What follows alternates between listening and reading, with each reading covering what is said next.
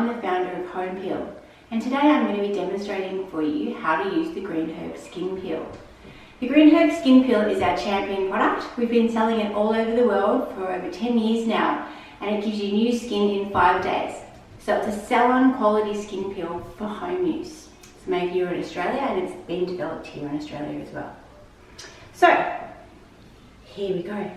I'd advise you not to do this peel right before a special event because it will take a good 5, sometimes 6 or 7 days for it to completely reveal that new beautiful glowing skin. 5 days mostly, but for the really intense peelers and the more experienced peelers, they tend to go a little bit longer than that. So, first of all, you're going to tie your hair back so it's out of the way. I've got a little hair tie here somewhere in the pocket. Okay.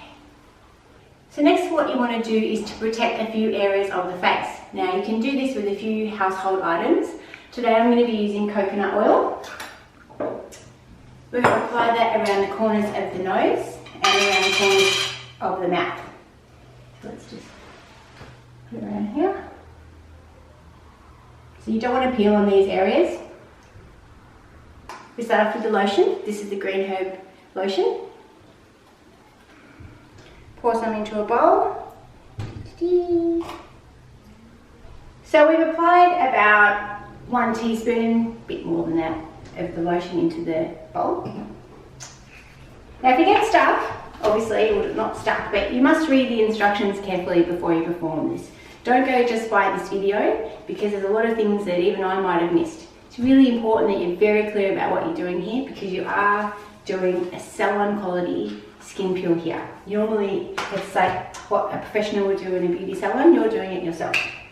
So, back on track. Here are the herbs. You can have a little look at these guys. Now these are all hand blended by myself. I've tried to outsource this job to manufacturers in the past, but they never get it right. So we buy organic, carefully blended exactly the way I feel like it needs to be blended. You've got chopped herbs and you've also got some powders in here. So I'm going to put about 1 teaspoon in to start off with. And it turns into like a watery paste as I've described in the instructions, that's really difficult to describe. So here you go. That's what it looks like. Right, this is the fun part. Get your gloves on. Unless you feel like your hands need a 5-day skin peel, which maybe some people's hands do. But that's uncomfortable. Okay, I'm going to start rubbing this into my skin. I'm just going to do it over the sink because what you'll find is it starts to fall off. Have these 2 ready to go because you might need to add more as you go. So what your goal here is to get the heat in your skin up to about an 8 out of 10. Doesn't happen. For some people, they'll put it on their skin and instantly feel that heat. For other people, you won't feel anything at all. And you've got to actually rub it into your skin to get it up to that number at 8 and over. So keep rubbing until you get to an 8, and that's when I want you to start timing. If you can get it at that level for 5 minutes, that's when you're going to get your best peel. Now, the first time you do a peel is often just a bit of a learning curve because it can be a bit confronting for those who've never done a peel before on themselves or even in a salon. So I'm not sure how mine's going to go because it's always different. So let's just see how we go. Okay, so that's at about, I'm about a 3 at the moment. As I said, it always falls off and everyone's like, I'm not doing it right. But actually the reality of it is actually hard to use. So you're just trying to pick up these little bits of greenness and you're using them to rub into your skin to get that exfoliation happening. It's actually the rubbing of the herbs that's going to get that pain factor out. Now I'm still really only on about a 3. But see, I've got this bit here and I'm rubbing that into my skin. Okay, so my daughter just walked in. That was quite funny. And in that time that I told Frankie to go back downstairs and get a drink of water down there, I'm now at about an 8. Not sure if you can see my skin, but it's red and my eyes are really glassy. This is normal. So I'm glad you're seeing it because I don't want you to freak out. Now, When it gets really, really painful, like it is right now, which is normal, you can fan. Ah, that's better. Whew. Now I don't need to rub anything in at the moment because it's actually really burning at about a 9 at the moment. When it starts to die down, that's when I'll probably pick up and start continuing the rub again. And we've got our timer set, so we know how.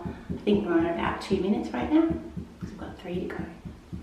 Okay, so that pain's starting to settle down now. I'm back down to about a 4, maybe a 5. I'm not sure if you can see, but bits of my skin are going a bit white. See if you can get it up. See how my forehead's going a little bit white? That's called frosting. That means I'm going to peel. So that's a good sign. Okay, let's go for it.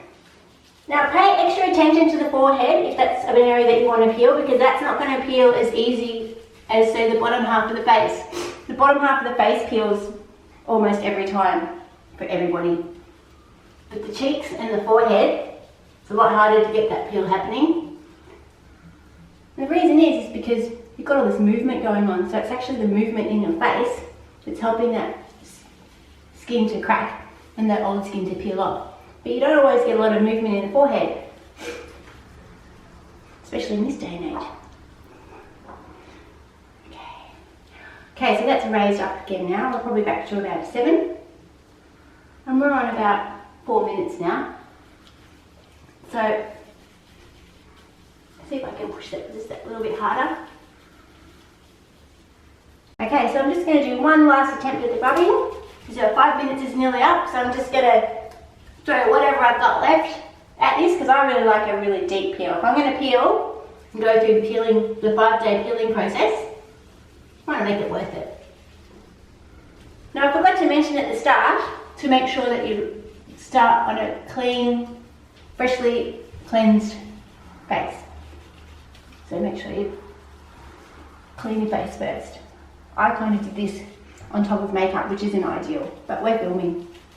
So, and I forgot. Great. So that's gone back up again now. Whoa. Okay, we're back up at a 7. Okay, so fan, and then I'm going to wash it off. Now, as soon as water hits your skin when you're doing a peel, it's going to instantly hurt quite a lot. That's because the ingredient salicylic acid is made out of bark, white willow bark. So, and it's like pulp, like paper. So as soon as water gets on it, it dilutes and it goes a little bit like a solid.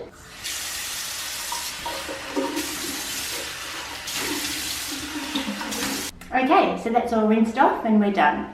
So if you can tell, my skin is quite red right now, but it's also got some frosting, which is great. So I can show you the frosting. That's all the little bits of white that you can see up here, and also down along here where I've got this problem with pimples at the moment, which is barley skin. I always get pimples when I come back from Bali.